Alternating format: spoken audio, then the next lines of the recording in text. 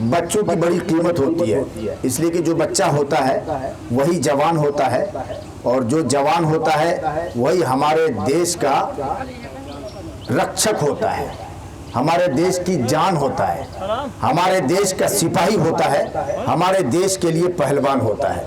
तो हमारे बच्चों को उज्जवल भविष्य में पहुंचाना मेरी जिम्मेदारी है, अपने बच्चों को उज्जवल भविष्य तक पहुंचाना मेरी जिम्मेदारी है। यह और बात है कि हमारे कुछ लोगों ने हमारे बच्चों के उज्जवल भविष्य को अंधकारी में झोंकने की कोशिशें की है। अब इस 2020 के इलेक्शन के बाद हम उन्हें अपना रंगो रूप, जो मेरा असली रंग है, वो दिखाने वाले हैं। बात सच है ना?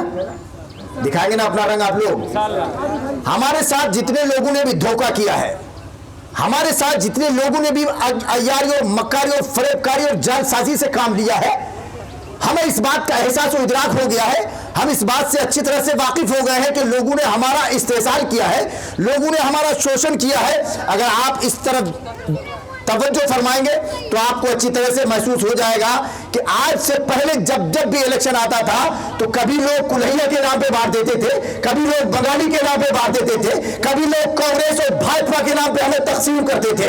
अब मैं ये कहना चाहता हूं, आपका ये तकसीम करना, आपका ये डिवाइड करना, आपका हमारे अंदर में इंतशार और इफ्तिराक और ये इख्तिलाफ पैदा कराना, राज क्या था, मकसद ये था कि हम अपने आप में बट जाते, आप अपनी कुर्सी पर बैठ जाते, हमारा शोषण करते, हमारा इस्तेसाल करते।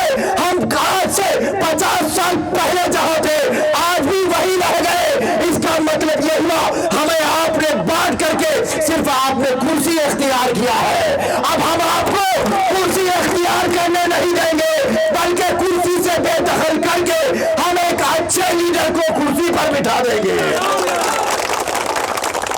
और क्यों कुर्सी पर बिठाएंगे? इस नियत के साथ बैठाएंगे कि आपने मेरा वोट लिया है तो बंटवारे के नाम पे लिया है, आपने मेरा वोट लिया है तो डिवाइड करके लिया है। अब हमारा वोट कुल्हैया के नाम पे नहीं जाएगा, अब हमारा वोट बंगाली के नाम पे नहीं जाएगा, अब हमारा वोट भाजपा के नाम पे नहीं जाएगा, अब हमारा वोट कांग्रेस के नाम पे नहीं जाएगा, बल्कि अब हमारा वोट जो जाएगा वो स्कूल के नाम पे जाएगा, कॉलेज के नाम पे जाएगा, यूनिवर्सिटी के नाम पे जाएगा, हॉस्पिटल के नाम पे जाएगा। हाँ, अब हमारा जो वोट जाएगा रोड के नाम पे जाएगा, गली के नाम पे जाएगा, बिजली के नाम पे जाएगा, पानी के नाम पे जाएगा, किसानों के लिए पंप के नाम पे जाएगा, किसानों को बिजली मुफ्त कराने के नाम पे जाएगा। आज तक जिन लोगों ने हमें लूटने और खसोटने की कोशिशें की थी, अब हम उन्हें आगाह करना चाहते हैं, अब आप जाइए अपना बोरिया बिस्तर गोल कीजिए, आपका वक्त खत्म हो चुका है। अब क्या होगा तेरा कालिया, तूने बड़े मजे लूटे, अब तुम्हारा नंबर खत्म, अब मेरा नंबर शुरू है। ये बात अच्छी तरह से जान लीजिए और समझ लीजिए, बुराई के रास्ते और अच्छाई के रास्ते में इतना ही फर्क होता है कि बुराई का रास्ता जब खुलता है तो बड़ा होकर खुलता है। समझ रहे आप मेरी बात समझ में आ रही है या अंग्रेजी में तकरीर करूं? बात समझ में आ रही है? हाथ उठा के बताइए कितने लोगों को बात समझ में नहीं आ रही है? आ रही है ना? बुराई और अच्छाई में फर्क क्या है? बुराई के रास्ते जब भी खुलते हैं तो बड़े होके खुलते हैं। क्या? यूं खुलते हैं, और जब धीरे धीरे बड़ी तेजी के साथ आगे बढ़ते हैं तो आगे जाके उसके रास्ते बंद हो जाते हैं, मुकफ्फल हो जाते हैं, मसदूद हो जाते हैं, लॉक हो जाते हैं। समझ रहे आप मेरी बात? लेकिन अच्छाई का रास्ता, आज से 5 साल पहले जब कोई एमआईएम का आदमी किसी दरवाजे पे जाता तो हमारे मौलाना वो इश्तियाक साहब कह रहे थे कि लोग डंडा लेके दौड़ा रहे थे कि भागो, और आज की तारीख में कोई एमआईएम के नाम पे चला जाता है तो उसके लिए फौरन कुर्सी हाजिर हो जाती है ना? है ना? तो अच्छाई के रास्ते और बुराई के रास्ते में ये फर्क यही है कि बुराई का रास्ता बड़े होके खुलता है, आगे जाके बंद हो जाता है, लेकिन अच्छाई का रास्ता छोटा होके खुलता है, धीरे धीरे, आहिस्ता आहिस्ता, हौले हौले, रफ्ता रफ्ता। जब वो आगे सफर करता है तो उसका दायरा बढ़ता ही चला जाता है, फैलता ही चला जाता है, वसी से वसी तक होता चला जाता है। इसी तरह से आज से 5-10 साल पहले एमआईएम का कोई नाम लेवा नहीं था, आज ऐसा नाम लेवा आ गया है। जिधर भी जाइए ओवैसी है, जिधर भी जाइए अख्तर उल ईमानी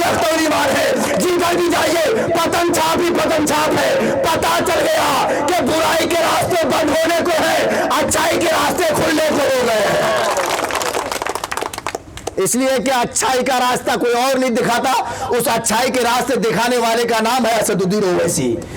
उस अच्छाई के रास्ता दिखाने वाले का नाम है अख्तरुल ईमान। वो तने तनहा मर्द मुजाहिद इस वक्त हिंदुस्तान का सलाहुद्दीन अय्यूबी जनाब बैरिस्टर असदुद्दीन ओवैसी है। सच बात यही है, चाहे वो शेर बब्बर हिंदुस्तान के किसी भी खित्ते में हो, भारत के किसी भी चप्पे में हो, खेत में हो, खलियान में हो, मैदान में हो या पार्लियामान में हो, जब अपने लिए बोलने भी आता है तो जब जुल्म के खिलाफ बोलता है, जब गरीबी के खिलाफ बोलता है, जब नाइंसाफी के खिलाफ बोलता है, तो ऐसा बोलता है कि गलत बोलने वालों की, मुखालिफिन की बोलती बंद होती हुई नजर आती है। और पूरे हिंदुस्तान में जितने भी प्रतिनिधि हैं, हर एक शख्स के अंदर एक इम्तियाज पैदा होता है, एक भूकंप आने लगता है, एक जलजला पैदा होने लगता है कि ये बैरिस्टर असदुद्दीन ओवैसी बोल रहा है। ये एक अपनी जगह सच्चाई है। जनाब बैरिस्टर असदुद्दीन ओवैसी साहब हिंदुस्तान के शेर हैं और हम शेर मानते हैं। और सिर्फ बैरिस्टर असदुद्दीन ओवैसी अपनी जगह, जब नंबर पे आता है अकबर ओवैसी तो वो भी किसी से कम नहीं।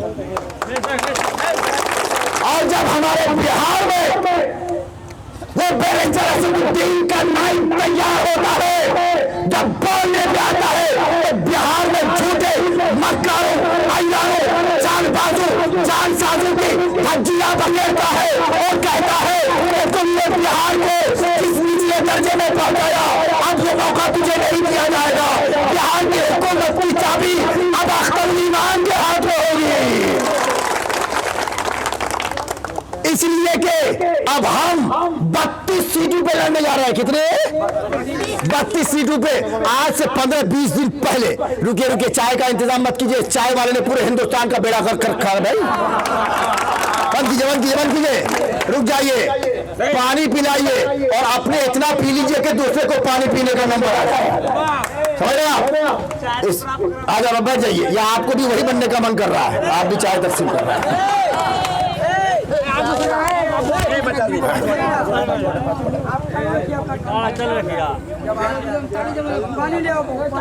बात समझ में आ रही है? बात समझ में आ रही है आपको? अब हमारे हाथ में हिंदुस्तान के सूबे बिहार के, हिंदुस्तान में है ना सूबा बिहार या कहीं और है? हिंदुस्तान में है। अच्छा, पंजाब कहाँ पे है? हिंदुस्तान में। पंजाब कहाँ पे है? एक बात बताओ, याद आ गई, अगर इजाजत दे तो एक बात बता दूं। आप लोग यहाँ कोई बता सकते हैं कि हम लोग पंजाब गए हैं? कोई रोपा गाड़ने गए? रोपा गाड़ने गए? रोपा गाड़ने गए? अच्छा, सब आदमी आप लोगों को रोपा गाड़ने के लायक बना के रखा है, इसका मतलब बोलिए ना। हाँ हाँ हाँ बोलिए। और क्यों नहीं रोपा गाड़ने के लायक बनाएगा भाई? आपके लिए स्कूल तो है नहीं, और अगर स्कूल है भी तो जहां पे 500 बच्चे पढ़ने जाते हैं वहां स्टाफ होते हैं 2, 3, 4, 5, है ना। हमारे बच्चों की लाइफ के साथ खिलवाड़ हुआ है, सब खिलवाड़। आप लोगों को पंजाब जाने के रोपा गाड़ने के लायक बना रखा है। मगर एक बात और सुन लीजिए, किसान वहां भी है, पंजाब में भी, बिहार में भी किसान, राजस्थान में भी है, बिहार में भी किसान, मध्य प्रदेश में भी है, बिहार में भी किसान, आंध्र प्रदेश में भी है, बिहार में भी किसान, राजस्थान, मध्य प्रदेश, आंध्र प्रदेश, गुजरात में भी है, बिहार में भी है। मगर दोनों में फर्क क्या है? आपको मैं बता दूं, जब पंजाब का आदमी अपने खेत में पानी पहुंचाने जाता है, अपने रोपा गाड़ने के लिए पानी की सिंचाई करना चाहता है, तो जिस तरह से बिहार के लोग अपने पंखा और बटन को दबाकर पंखा और बल्ब का चलाना स्टार्ट करते हैं, उसी तरह से पंजाब के लोग खेत पहुंचाने के लिए बटन का इस्तेमाल करते हैं। बात सच है, बटन का इस्तेमाल करते हैं। तो मैं कहना चाहता हूं, पंजाब में एमएलए, राजस्थान में एमएलए, पंजाब में एमएलए एमपी और राजस्थान में एमपी, वहां के एमपी एमएलए ने अपने किसानों को पंप फ्री में दे दिया, बिजली फ्री में दे दिया और कहा कि आप धान तैयार कीजिए, फ्री में पानी और पंप हमारी तरफ से होगा। तो उन हकदारों से, उन हरामखोरों से आप कहिए कि जब पंजाब का आदमी, राजस्थान का आदमी एमपी होता है तो अपने किसानों को पंप और पानी, बिजली फ्री में देता है, तो तुम बिहार का एमएलए एमपी क्यों नहीं फ्री में देते हो? बात सच है या गलत बताइए। अगर बात सच है तो हाँ बोलिए, और नहीं तो ना बोलिए। मुझे डर भी नहीं लगता, मुझे हक बात कहने में डर नहीं लगता। हमारा बैरिस्टर असदुद्दीन हमेशा यही बोलता है, अगर डरना ही है तो किसी दुनियादार से नहीं, अगर डरना ही है तो अपने परवरदिगार से डरिए। उनका ऐलान है, ना मैं डरता हूं दुनियादार से, ना मैं डरता हूं किसी सरकार से, ना मैं डरता हूं किसी मौला से, और ना मैं डरता हूं गोलियों की बौछार से। अगर मैं डरता हूं तो फकत अपने परवरदिगार से। डरना ही है तो रब से डरिए ना साहब। क्यों सबसे डरते हैं? रब से डरना सबसे बड़ी ताकत है। रब से डरना सबसे बड़ी ताकत है, तो रब से डरिए, है ना। अब बात आ गई समझ गए पंजाब में क्या हुआ और आपके साथ क्या हो रहा है। ये बात सच है या नहीं, है ना। इसीलिए अब ये आप समझ लीजिए, आपके लिए यहाँ कुछ नहीं हो रहा है, आपके लिए यहाँ कुछ नहीं हो रहा है। अब क्या करना है आपको? बिहार की हुकूमत की चाबी देना है अख्तरुल इमान के हाथ में। और आज से 15-20 दिन पहले जब MIM न्यूज चैनल वालों ने मुझसे सवाल किया कि आप बिहार में कितनी सीट पर लड़ रहे, तो मैंने कहा 32 सीटों पर। कितनी? 32। बोले कितनी सीट आप जीत जाएंगे? मैंने उस वक्त कहा था 20+। क्या कहा था?